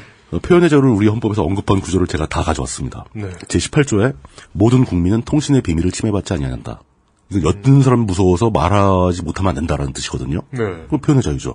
21조 모든 국민은 언론 출판의 자유와 집회 결사의 자유를 가진다. 이것도 표현의 자유입니다. 네. 뭐 방송에서 얘기를 하든 책을 쓰던 시위를 하건 이렇게 해서 자신의 의견을 표현할 수 있다는 얘기잖아요. 그렇기 때문에 언론 출판에 대한 허가나 검열과 집회 결사에 대한 허가는 인정되지 아니한다. 이 헌법에 있는 문장입니다. 네. 통신 방송의 시설 기준과 신문의 기능을 보장하기 위하여 필요한 사항은 법률로 정한다. 통신 방송은 사회적 영향력이 크니까 네네. 법률로 정해서 관리를 해야 된다. 이런 얘기죠. 애매한 문장이 하나 더 있습니다. 언론 출판은 타인의 명예나 권리 또는 공중도덕이나 사회윤리를 침해하여서는 아니 된다. 네. 언론 출판이 타인의 명예나 권리를 침해한 때에는 피해자는 이에 대한 피해 배상을 청구할 수 있다. 네. 언론 출판의 자유가 있다라고 명시한 그 조항에 바로 따라 나오는 게 타인의 명예나 권리 또는 공중도덕이나 사회윤리를 침해하면 안 된다. 이거는 표현의 자유를 제한하고 있는 조항이죠. 말만 놓고 보면 되게 완벽한 공화주의와 민주주의 한가운데의 절충안 같은데. 그렇죠. 묘하게 절충안이죠. 실제 이게. 쓰임새를 보면 장난이죠. 실미 황선을 쫓아내고 잡아들였죠. 그리고 또 있습니다. 이건 이제 요 조항에 대해서는 자세하게 더 말씀을 드릴 거고요. 또 제22조에는 모든 국민은 학문과 예술의 자유를 가진다. 저작자, 발명가, 과학기술자와 예술가의 권리는 법률로서 보호한다. 이것도 아주 중요한 표현의 자유입니다. 정밀하게 얘기하자면 22조는 표현의 자유보다는 창작의 자유에 가까운데요. 네. 창작의 자유는 표현의 자유에 속하는 권리입니다. 자기가 뭘 만들어서 표현을 하는 거니까요. 뭐 18조는 그 남들 들을까 무서워서 말 못하게 해서는 안 된다는 얘기고 21조는 언론 출판 집회 결사를 통해서 자신의 의사를 표현할 수 있는 자유가 있어야 된다는 얘기고 22조는 학문과 예술의 자유, 창작의 자유를 얘기하고 있는데 이 문장들 하나하나 살펴보면은 굉장히 명확하게 규정을 하고 있죠. 명문입니다. 우리 헌법은 이런 면에서 보면 굉장히 대단한 문장들을 많이 가지고 있어요. 네. 이두조도 아닌데 매우 훌륭한 듯한. 굉장히 멋진 문장들이에요. 네. 문제는 안 지켜지는 거죠, 그게. 그렇습니다. 예. 21조에 붙어있는 특이한 단서에 대해서 얘기를 해봅시다. 언론이나 출판이 타인의 명예나 권리, 공중도덕이나 사회윤리를 침해해서는 안 된다고 돼 있는데, 즉 표현의 자유를 제한할 수 있다라는 얘기거든요. 그렇죠. 예. 참 명문이고 문제는 안 지켜진다는 것에 있지만 이렇게 여러 구절로 보호되고 있는 것이 우리 사회에서의 표현의 자유라는 거죠. 네. 심지어 표현의 자유는 국제적인 관례에 따르면은 다른 모든 자유에 대한 우선권을 가진 우선적으로 보호되어야 하는 권리라고 인정되고 있습니다. 이걸 어떻게 표현하냐면 우월적 지위를 갖는다라고 표현을 해요. 우월적 지위를 갖는다. 왜냐하면 인간이 함께 모여 살 때 모든 문제를 해결하는 과정, 그것도 민주적이고 공화주의적인 사회에서 문제를 해결해가는 과정에서 표현이 제일 첫걸음이고 제일 우선되어야 하기 때문입니다. 문제를 인식하는 과정에서 누가 난 이것에 문제가 있다고 생각한다 라고 얘기를 꺼내서 비로소 사회에서 그 문제가 인식이 되는 거죠. 사람들이 거기에 동의할 때. 문제를 인식하고 해결하는 과정에서 개인 구성원들의 표현의 자유가 가장 중요한 역할을 하기 때문에 그 사회에 필요한 다른 모든 자유와 권리를 지키기 위해서 표현의 자유가 최상위에 놓여야 한다. 라고 얘기가 전개되는 겁니다. 네. 그래서 우월적 지위가 있다고 표현을 하는 거죠. 다른 모든 권리나 자유와 권리 중에서 표현의 자유가 어떤 식으로 강조해서 표현하자면 가장 중요한 권리입니다. 그럼에도 불구하고 우월적인 문제 지위를 갖고 있음에도 불구하고 아주 그냥 우리 사회에서 뭐 킹왕짱 중요한 권리인 것처럼 얘기가 되지만 제한을 하고 있지 않습니까? 모호한 문장으로. 모호한 문장으로 제한을 하고 있죠. 네. 제한되는 거 한번 살펴봅시다. 타인의 명예나 권리, 뭐 공중도덕이나 사회윤리, 이게 참 모호하고 포괄적인데 이 말은 자신의 고통을 사람에게 알려서 사회적 문제를 해결하게 만들 수 있는 도구임과 동시에 사회적인 문제를 인식하고 해결하는 과정에 도움을 주는 게 아니라 타인에게 고통과 죽음을 줄 수도 있는 도구라는 거죠. 이 표현이라는 게 양면성이 있다는 겁니다. 그래서 기본적으로 저는 이제 명예훼손 같은 경우 타인의 명예 문제 얘기 나오니까 말하는 건데 명예훼손은 형법에서 저는 제외시켜야 된다고 생각하는 쪽이에요. 네네. 근데 우리나라 아직 형법에 포함되어 있죠, 명예훼손이. 그렇죠. 실제로 명예훼손이 형법으로 다루어지는 나라가 몇 나라 없습니다. 독일과 일본 정도. 네. 나머지 나라에서는 민사로 다룹니다, 명예를. 명예훼손을 당해 피해를 봤으면 그냥 민사를 보상해 줄 일이지만 우리나라에서는 이제 뭐 형법에 있으니까 명예를 훼손하면 안 되겠죠. 표현할 권리를 발휘하다가 타인의 권리를 침해하면 안 되니까 명예를 침해도 안 되고. 타인의 권리를 침해하는 것도 또 복잡합니다. 어떤 상황에서도 타인의 권리를 침해해서는 안 되죠. 네. 현대적인 민주주의 국가, 공화주의 국가에서는. 제가 오늘 너무 앞서 나가는 것 같은데. 예, 예. 근데 우리의 말은 어떤 상황에서도 타인의 권리를 침해합니다. 그럼요. 근데 이제 타인의 권리를, 일단 포괄적인 과정에서는 타인의 권리를 침해할 수 있는 상황도 있어요. 서로 합의하에. 당신의 권리를 어느 정도 유보해라. 그 대가를 우리가 준다. 거래로 타인의 권리, 개인의 권리가 유보될 수 있습니다. 협상이죠. 예, 협상이 가능한 거죠. 네. 물론 그런 경우에도 극단적인 권리는 유보할 수가 없죠. 유보할 수 없는 권리가 존재합니다. 생명권 같은 거. 내가 너한테 그렇죠. 1,000만 원 죽을 테니까 1,000만 원 주고 널 죽이겠다. 이런 건 무효입니다. 네 가족은 내가 돌봐줄 테니. 예, 죽어라. 예. 이런 거래는 용납이 안 되는 거죠. 네. 반대로 폭력도 용납이 안 됩니다. 이런 얘기는 많이 하잖아요. 서로 서약서 쓰고 각서 쓰고 네. 맞짱을 뜬다. 이거 무의미한 계약입니다. 그렇습니다. 예. 폭력에 의한 상해는 어떤 계약으로 유보할 수 있는 그런 권리가 아니에요. 근데 그런 거 말고 어지간한 뭐 재산권 같은 건 유보가 가능하죠. 신체 포기각서가 무효인 이유는 그렇죠. 사람은 계약의 주체이지 객체가 될 수 없다는 원칙이 그겁니다. 예. 예. 네. 그 사람의 생명, 사람의 신체를 가지고 뭘 거래를 할 수 없다. 네. 이렇게 근본적인 쪽에 있는 거죠. 근본적으로 우리나라의 노동법이 자꾸 계약된다고 사람들이 지적하는 이유도 여기 있습니다. 그렇죠. 예. 그런 것들은 이제 그 표현의 자유가 우리 사회의 문제를 해결하고 유지하는데 제일 중요한 요소라 해도 그런 생산적인 목적 말고 타인의 권리를 침해하거나 명예를 훼손하거나 이런 경우에 유보되는 게 맞다. 인정할 수 있습니다. 이거 표현의 자유가 유보될 수 있는 첫 번째 단계죠. 네. 그럼 그 다음에 그럼 타인의 권리 문제는 내가 어떤 표현의 자유를 발휘함으로써 어떤 특정한 사람이 피해를 보고 권리를 침해당하고 명예가 훼손되는 거 이거 또 형사 처리를 해야 되니까 이거 유보하는 경우 맞다 치자. 대신 공중도덕이나 사회윤리에 위배된다. 이건 어떤 걸 의미하는 것이냐. 모호하죠.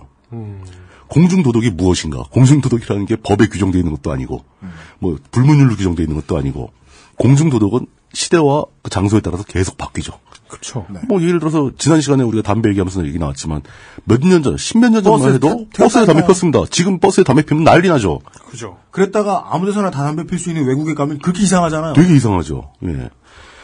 그러니까 공중도덕이라는 건 시대에 따라서 변하는 건데 이렇게 모호한 공중도덕을 유배하면 안 된다. 그 표현의 자유가 공중도덕을 유배할 수 있는 가능성은 항상 있는 거잖아요. 네. 사회윤리는 또 어떤가? 사회윤리는 도대체 뭔가? 예를 들어서 동성애가 사회윤리에 어긋나는가? 뭐 이런 문제. 내기 골프는 사회적으로 윤리적인 거 아닌가? 우리 사회에 논란거리가 무수히 많습니다. 그렇습니다. 근데 그런 거를 논란을 통해서 토론을 통해서 어떤 사회적 합의를 이끌어가야 할 텐데 그런 게 사회 윤리에 위배됐다고 해서 표현의 자유가 제한되어야 한다면 우리 사회는 그런 문제를 논의할 수도 없는 거죠. 네. 미풍양속 저해. 그러니까 이런 조항은 굉장히 좀 문제가 있지 않는가. 관습헌법 위반. 예. 표현의 자유가 굉장히 중요한 자유라는 거, 그 우월적 지위를 갖고 있는 권리라는 것은 이해를 했지만 네. 표현의 자유가 언제 제한되어야 하는가에 대해서는 심지어 우리의 그 훌륭한 헌법에서조차도 모호하게 제한되고 있다. 이런 걸 알 수 있죠. 그러면 진짜 이제 본격적으로 샤를리 앱도 문제를 따져보죠. 네. 캐나다에서 힘 좀 쓴다는 메이저 언론 중에 하나가 이름이 토론토 스타라는 언론이 있었어요. 그 토론토 스타에서 이번에 샤를리 앱도 사건이 막 크게 터지고 사회적으로 전 세계적으로 막 시끌시끌한데 네. 토론토 스타는 그 샤를리 앱도가 그린 만평이라든가 그런 이미지를 자신들의 그 신문에 싣지 않겠다라고 결정을 했습니다. 네. 그 사건은 설명하지만. 그러면서 그 이유를 그 편집인인 존 크릭쉔크라는 사람이 그 글을 썼는데 굉장히 글이 멋집니다. 뭐 이런저런 얘기를 쭉 썼는데 어떤 거냐면 우리는 그 만평을 실을 수도 있고 아닐 수도 있다. 뭐 근데 그 실을 만한 이유도 있다. 왜냐 그거 실으면 트래픽 많이 나오고 신문 많이 팔릴 거 아닙니까? 사람들이 많이 보겠죠. 그리고 뭐 전달해야 할 그렇죠. 뭐 내용이 다 담겨 있을 수도 있고 이런 걸 의무도 있다. 이런 걸 그렸기 때문에 걔들이 막 와서 총 쏴주겠나 보다. 뭐 이렇게 생각할 수도 있고. 그런데도 안 싣는다 우리는 안 싣겠다.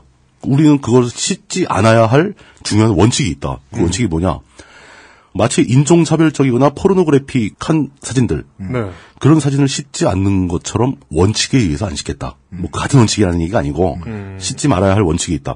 우리는 무슬림 캐나다인, 이슬람교를 믿는 캐나다인을 매우 존중하기 때문에 싣지 않겠다. 우리는 그들이 다른 캐나다 시민들에 비해서 가치가 낮거나 수용하기 곤란한 캐나다인, 그러니까 받아들이기 힘든 B급 캐나다인이라고 생각하지 않는다. 그러니까 동등한 캐나다인이라고 생각한다는 그런 메시지를 그 무슬림 캐나다인들한테 전달하고 싶다. 네. 그리고 그런 만평을 실는 것은 제대로 된 캐나다인이 할 만한 일이 아니다. 그렇게 표현을 합니다. 또한 우리는 토론토 스타는 스스로 자신들을 너무 존중하기에 아주 깊이 존중하기에 그런 짓을 하지 않겠다. 토론토 스타는 100년이 넘는 동안 권력의 남용이나 잔인한 행위 이런 것에 대해서 반대해왔다. 마지막 문장이 우리는 표현의 자유를 지지하지만 그걸 이용해서 부도덕한 행위를 할 생각은 없다. 이 사람은 이걸 부도덕한 행위라고 생각합니다. 저는 종종 계산이 밑바닥에 깔린 계산밖에 할 줄 모르는 생양아치 마냥 편집을 하면서 생각을 막 합니다. 예. 샤를리 앱도의 행위는 결국 깊이 따져들고 보면 매우 용감한 저널리즘이었다고 제가 칭찬을 마구 해놓고 그걸 자르지 않은 이유는 원칙적으로는 그걸 강조하고 싶었고요. 우리는 불편부당하지 않다. 우리의 견해는 생각보다 확실하고 그것을 드러내는데 큰 두려움도 없다. 왜냐하면 그게 이들에 대해서 존경을 보이는 효과적인 방식일 것이라고 생각하기 때문에. 그렇죠. 그런 생각을 하면서 편집을 했는데 같은 생각을 가지고 이 토론토 스타의 이야기나 최근에 또 삼라만상을 되게 빠르게 이해하고 빠르게 공부하며 견해도 빠르게 내는 걸로 유명한 언어학자 노암 촘스키 선생이 말씀을 하셨죠. 샤를리 앱도 문제에 대해서 애도를 표하는 모든 서양인들 위선자다. 그럴 수 있어요. 제가 원래 결말쯤에 이 이야기를 하려다가 생각이 나는데 노암 촘스키 선생이 하고 싶은 얘기는 그거죠. 샤를리 앱도의 표현의 자유를 지켜주기 위해서 나는 샤를리다라는 피켓을 들고 싶으면 그만큼 더 강성하게 이스라엘에 몰려있는 권력의 흑막과 맞서 싸워라. 라는 얘기를 하고 싶은 거예요. 근데 샤를리 앱도가 말하는 가치와 노암 촘스키가 말하는 가치가 상충되느냐? 저는 그렇게 보이지 않고요. 토론토 스타가 이야기하는 것과 샤를리 앱도가 말하는 것의 가치가 어긋나느냐? 그렇지 않게 보입니다. 완전히 엇갈리지 않죠. 네. 물 건너왔더니 같은 얘기예요, 사실은. 캐나다의 국민들에게는 이걸 보여주지 않는 게 좋겠다는 생각이 든 거예요. 이제까지 샤를리 앱도가 다른 종교 세력이나 무슬림을 대놓고 뭐 비난 일색을 하고 있는 극우의 유럽 정당들에 대해서 존나 깐 것들은 이제까지 토론토 스타 보여준 적 없거든요. 그럼요. 캐나다 언론이. 근데 갑자기 이것만 보여준다? 그럼 나는 황색이 될 수도 있는 거예요. 그렇죠. 그렇지. 그 생각 왜 못합니까?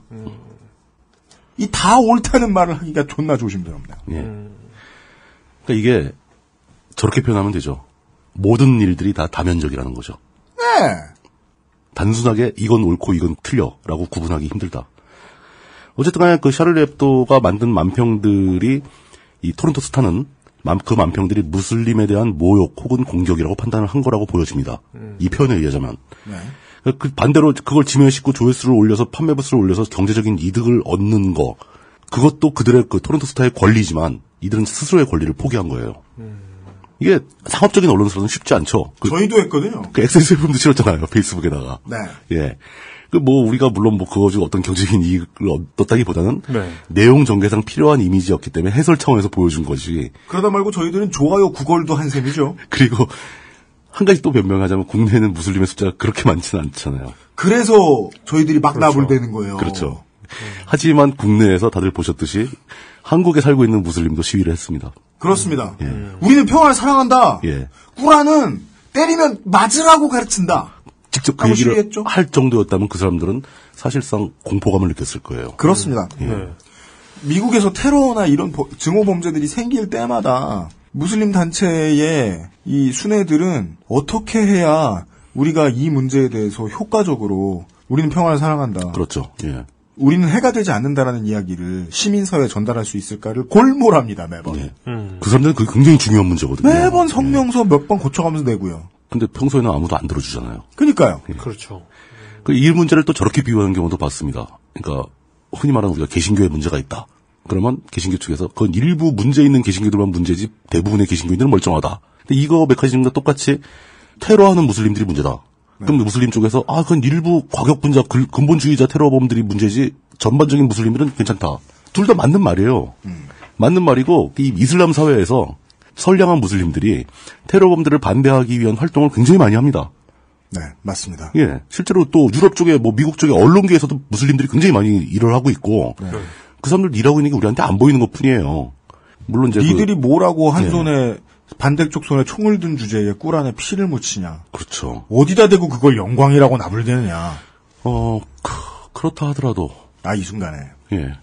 우리 마사오 취재반장께서 얼마 전에 트위터에서 찌질대는 것을 보았어요. 제가 지금 말씀드린 문장은 고쳐서 말하면 마사오를 보았다라는 문장과도 흡사합니다. 마사오님을 보았더니 여느 때가 다름없이 트위터에서 찌질대고 계셨어요. 보니까 매일 그래요, 매일. 네, 일부 기독교인이 문제다. 일부 뭐가 문제다라고 하는데 그거 말고 나머지 대다수의 제대로 된 사람들을 갖다 보여달라 나에게. 이런 말을 하는데 마사오 기동취재반장은 큰 오류를 저지른 거죠. 지가 안 찾아보니까 안 나오지. 그래. 착한 교회 사람들. 많아요. 착한 교회 다니는 사람들 우리 집에도 많이 있습니다. 네. 많은데 왜 그래? 찾아봐, 뽀로나만 보지 말고. 그러니까요. 예. 네. 그 배우들 중에서도 있을까? 근데 배우들이 자신의 신앙을 작품 안에서 얘기를 길게 안 한다거나 아니면은 배우들이 자신의 신앙에 대해서 이야기하는 부분을 자기가 패스트포워드로 넘겨버리니까 그런 거 아니야. 마사오 취재반장 반성시켜요. 다음 주에 나왔을 때 반성시키겠습니다. 이 얘기 할까 말까. 뭐요? 그 배우들 중에 기독교인이 있다고 해서 생각이 났는데, 그 관계를 하는 도중에 하나님을 찾는 사람이 많아요. 뭐예요, 그게? 이게 아유 성스러워. 교회에서 많이 하는 농담인데. 갓. 저는 그 얘기를 들을 때마다 여성이 거기서 하나님을 찾으면은 이 남성 입장에서 어떤 기분이 들까? 아니 이거 편집해서 잘라도 돼? 그럼요. 지금 제 권리마저 침해하시겠다는 겁니까? 예. 네. 이런 말을 못하게 하는 것도 이런 표현의 자유에 재갈을 물려야 되겠다. 또 다른 면도 있습니다. 그 샤를리 heb도가 주로 그 테러와 관련된 무슬림을 소재로 삼아서 비아냥하죠. 그렇죠. 풍자를 하죠. 전 세계적으로 근본주의자 무슬림에 의해 발생하는 테러 문제는 결코 작지 않습니다. 이 세계의 평화에서 가장 골치 아픈 문제 중에 하나예요. 맞습니다. 요즘에 IS 문제도 그렇지만. 그렇죠. 그렇지만 테러를 자행하는 무슬림은 확실하게 일반 무슬림과 다른 사람들이에요. 구분할 수 있습니다. 그렇기 때문에 어떤 면에서는 그런 테러를 국제적으로 널리 알리고 저지하기 위해서, 근절하기 위해서라도 샤를리 heb도는 더 가열차게 테러리스트 무슬림들을 비꼬아야 했을지도 모릅니다. 샤를리 heb도는 그걸 수행하고 있었을지도 몰라요. 테러를 막기 위한 활동. 사람들한테 그게 얼마나 우스꽝스러운 짓인지를 보여주는 거니까. 토론토 스타 입장에서는 또 마찬가지로 존중받아야 할 캐나다의 훌륭한 그 무슬림 캐나다인들, 그 사람들이 모욕감을 받거나 불쾌감을 느끼는 걸 걱정하기 이전에 전 세계 테러 근절을 위해서 샤를리 heb도의 만평을 캐나다에도 보여줘야 했을지도 모릅니다. 표현의 자유의 긍정적인 측면이죠. 이게 사회적으로 발생한 문제를 해결하는 도구로서의 표현의 자유. 그거일지도 모른다는 거죠. 그럼 어느 쪽 판단이 틀린지 어느 쪽 판단이 맞는지 이거 딱 잘라 구분하기 힘들다는 겁니다. 그렇다면은 조금 전에 나왔지만 우리나라에서 이제 무슬림들이 모여서 시위하면서 저걸 했잖아요. 자기네가 평화적이라고 주장을 했지 않습니까? 네. 그럼 무슬림 내부에서 테러에 대한 비판적인 시선을 가진 사람들이라면, 그러니까 우리가 보는 평화적이고 정상적인 무슬림들, 이 사람들은 샤를리 앱도가 테러를 하는 근본주의자들을 풍자하는 만화를 보고 어떤 느낌을 가져야 하는가? 이걸 물어보고 싶어요. 테러하는 근본주의자들을 풍자하면서 샤를리 앱도는 뭐 금지되어 있는 무함마드의 얼굴을 막 그린다거나 네. 이런 걸 하면은 그 목적과 이유와 표현 방식을 떠나서 일반적이고 평화로운 무슬림들도 굉장한 모욕감을 느낄 수 있거든요. 그렇죠. 근데 이성적으로 봤을 때는 이게 그냥 맞습니다. 어떤 희화화의 문제가 아니라 그렇죠. 어떤 절대 범해서는 안 되는 그렇죠. 어떤 자신들의 금기를 범하는 거니까. 예.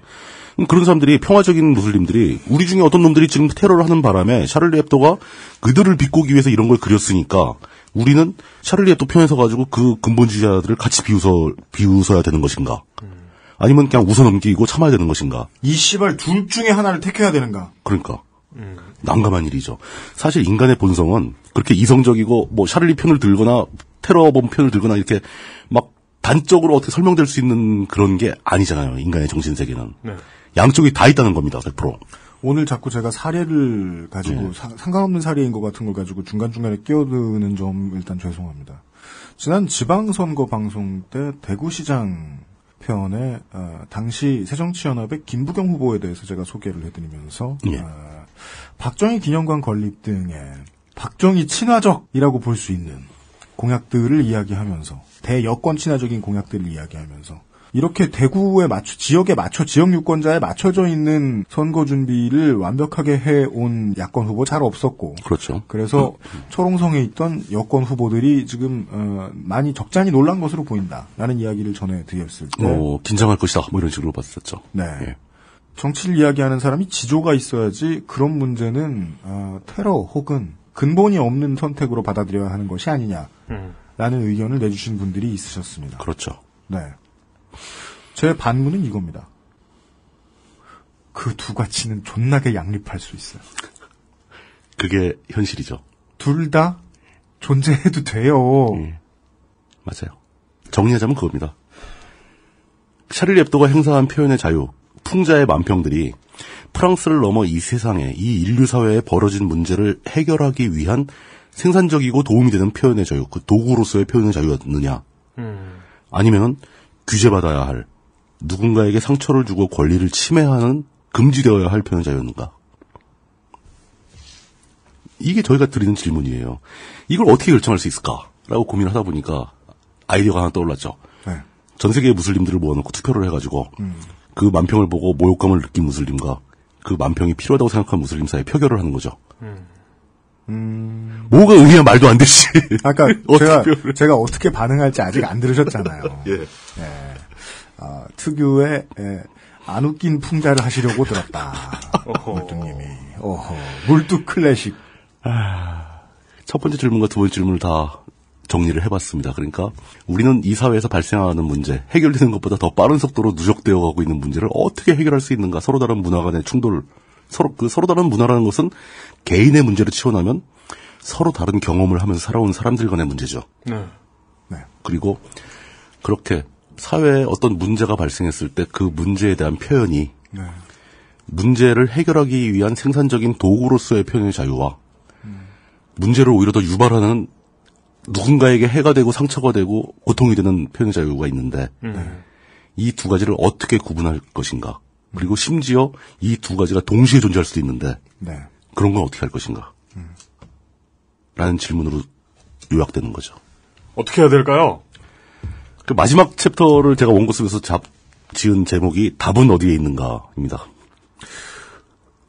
제가 예측컨대 제가 이제 그 국내 물뚝 산업 보호를 위해 유지하고 있는 물뚝 쿼터제의 맹점은 이 물뚝 산업은 답을 잘 생산하지 않는다라는 것입니다. 그렇죠. 지난 회가 매우 이례적이었죠. 조세 조항을 하고 싶으면 담배를 말아 펴라.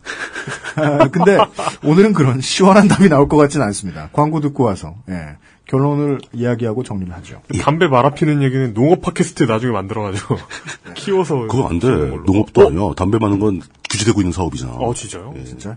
권려는 피기 싫다. XSFM입니다.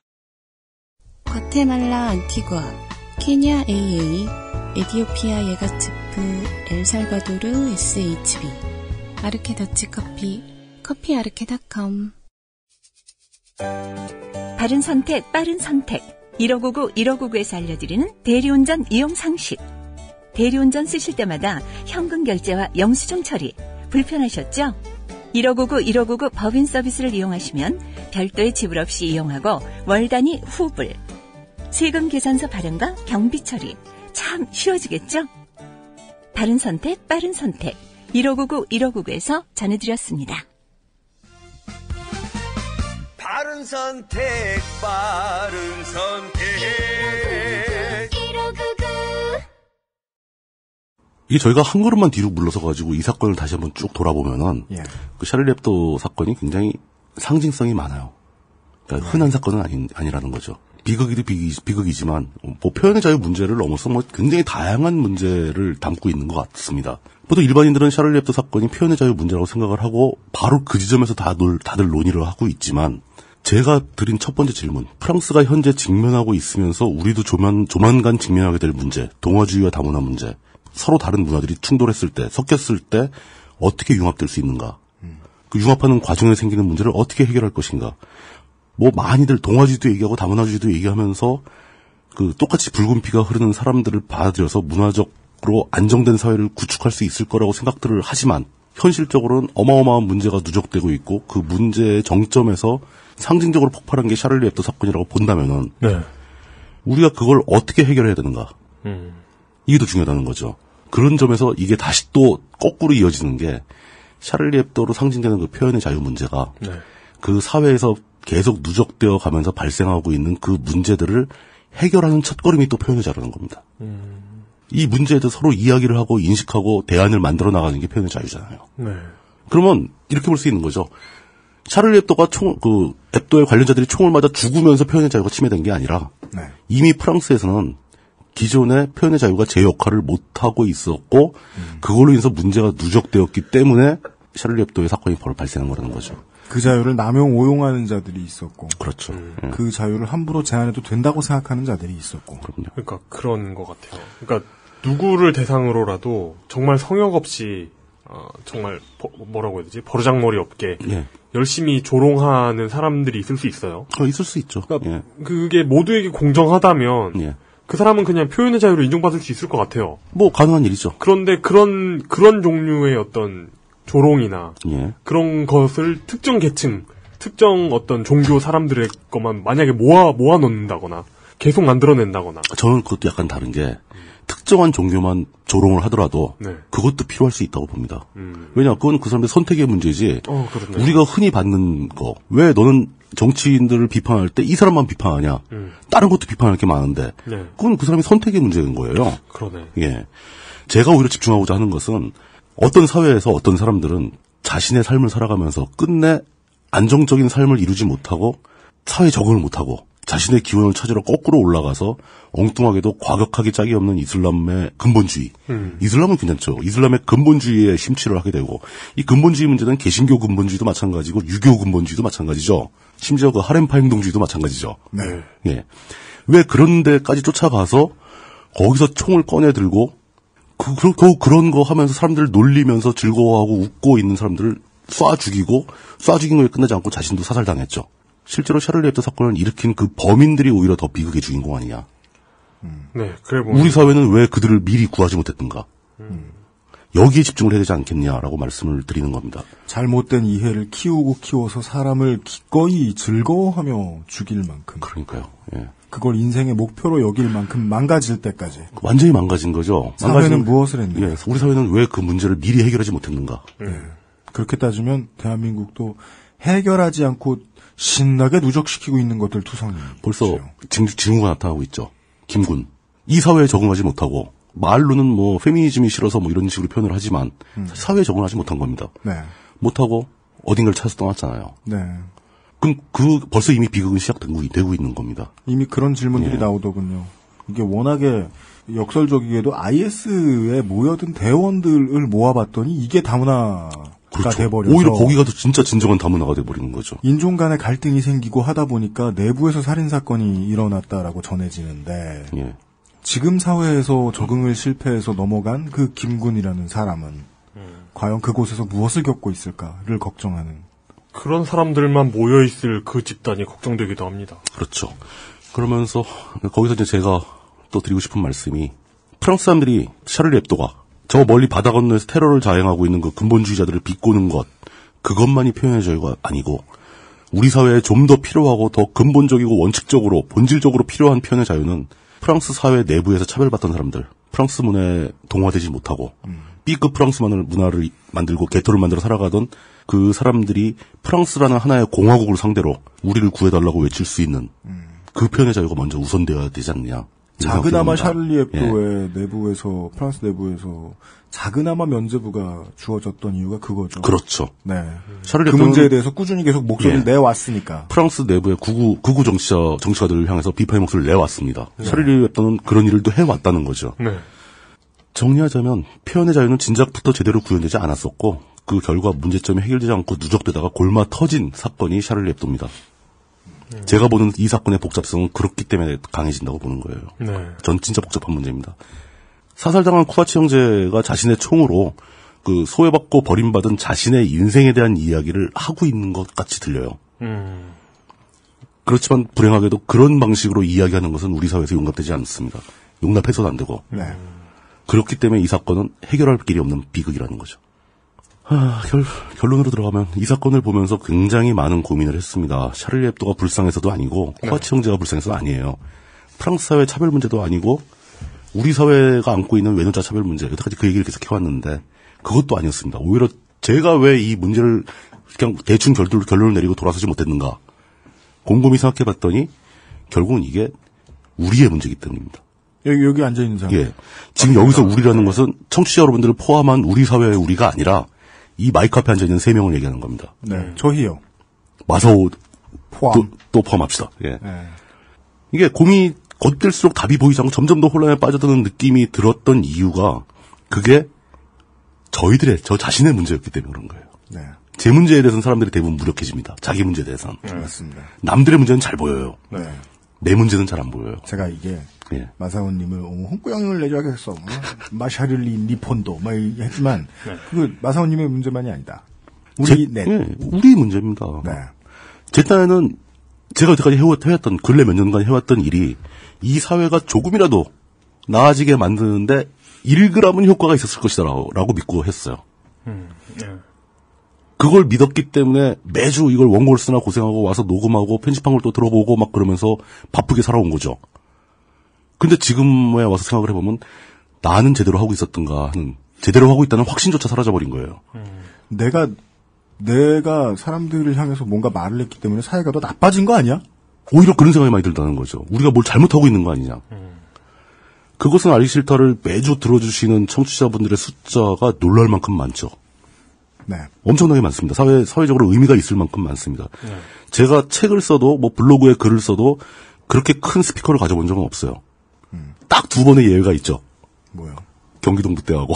네. 그 다음에 세월호 사건 때 관료와 돈 글. 그게 좀 많은 분들이 들어주셨고. 그런 상황에서 제가. 누가 훈장해줬어요? 맨날 말씀하시고. 감격적이요. 넘어갑시다.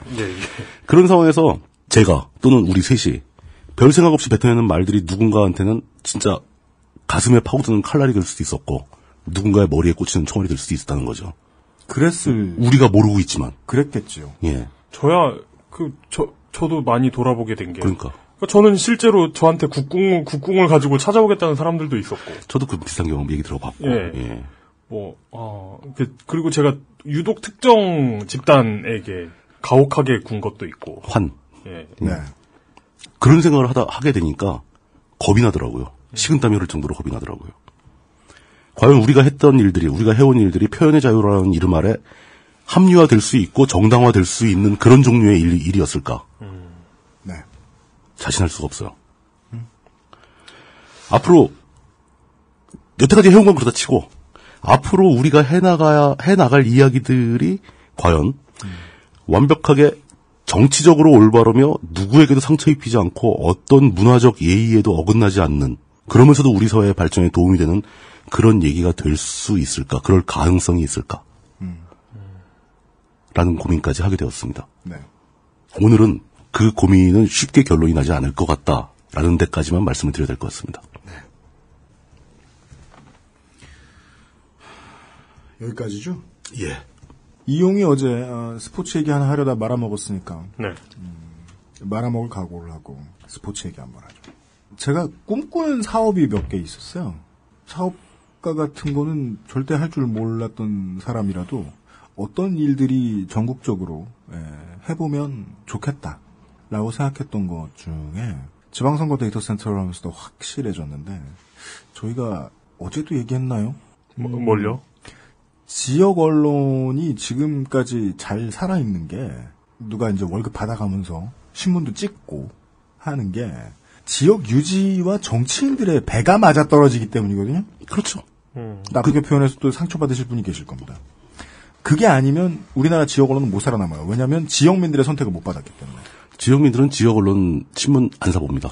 대한민국이 하나의 지역이죠. 안타깝게도. 상당히 전체주의적인 문화 구조입니다. 지역에 가면 뭐 다른 게 있길 바라요. 근데 알고 보면 음식 정도, 말투 정도. 음식도 사실 거의 비슷합니다. 근데요. 예. 뒤져보면 많거든요. 저처럼 21살 때까지 학교 담임 선생님의 인솔이 없으면 경기도 북부조차도 못 가본 촌놈은 다른 동네에 나갈 때마다 그 차이점에 감탄을 해요. 돌산대교 밑에 있던 민주화 횟집의 간판을 볼 때.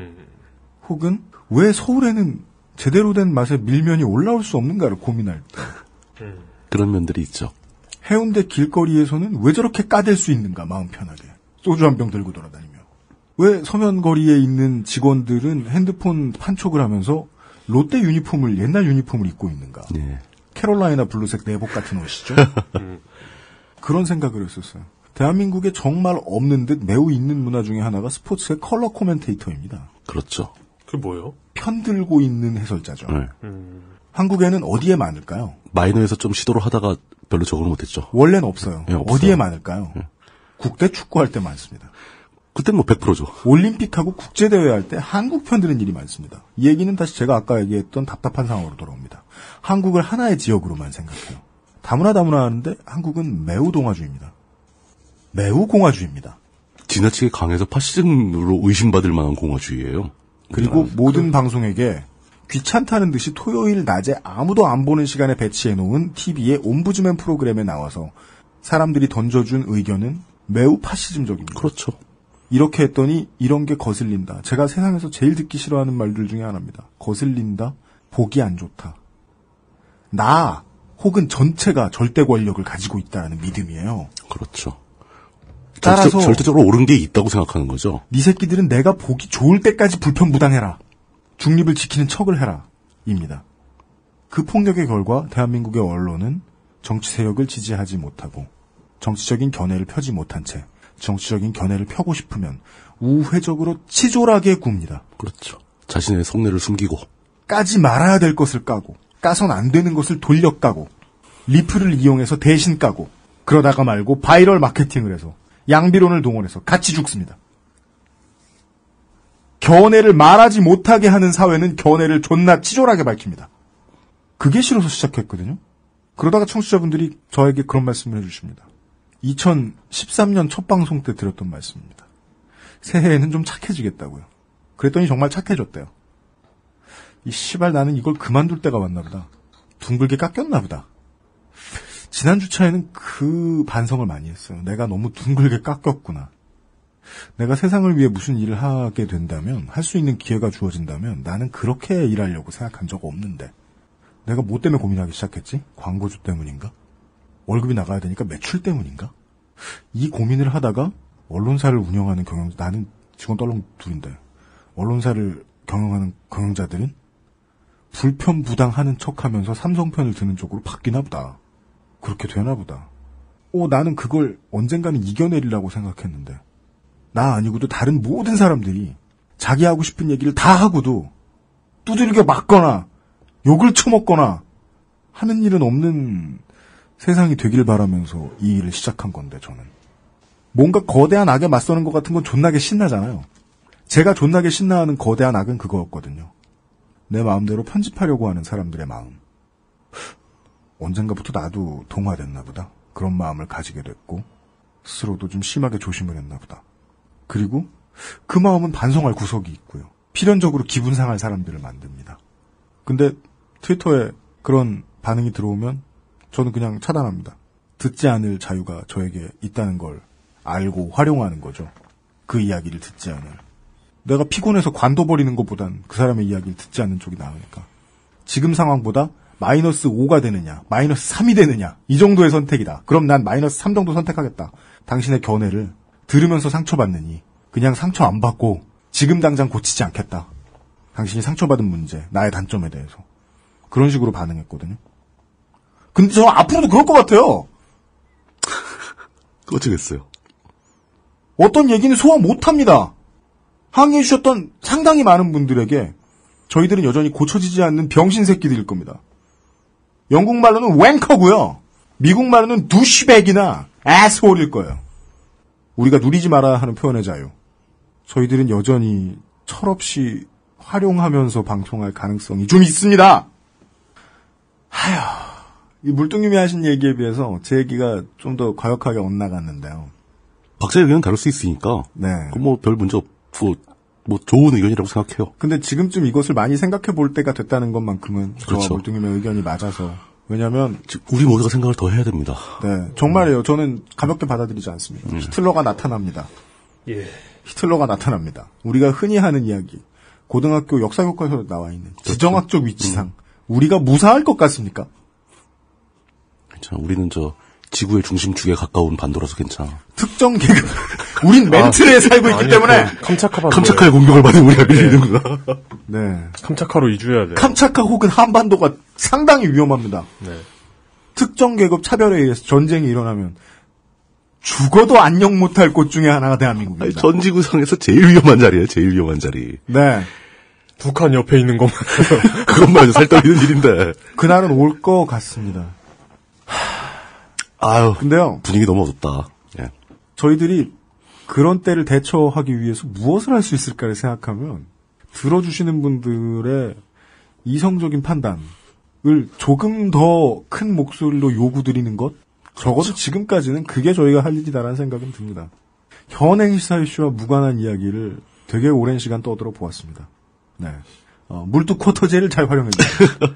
물뚝심송 상임고문께서 퇴근하실 시간입니다. 예. 감사합니다. 예. 수고하셨습니다. 다음 주 민주톡톡 시간에 뵙겠습니다. 예.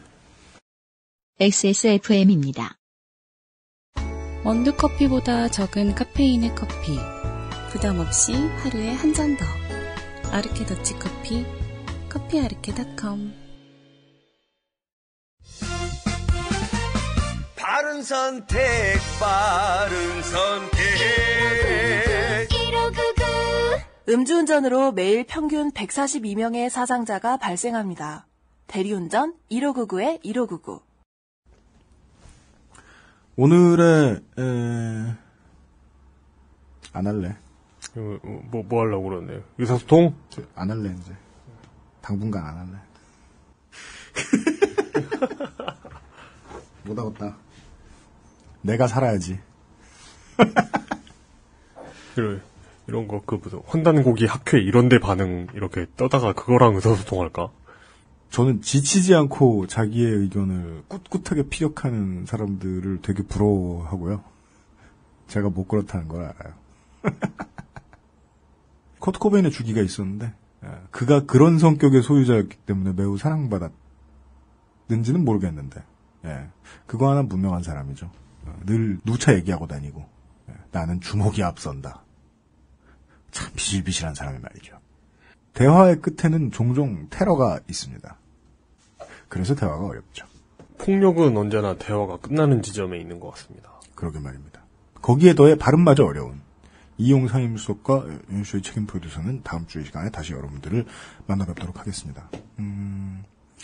누구에게도 상처를 입히지 않고 어떠한 문화의 예의에도 어긋나지 않으며 그 누구의 의견과도 충돌하지 않을 수 있는 이야기를 담아서 다음 주 초에 여러분들을 잠시 만나 뵙도록 하겠습니다. 예고해드립니다.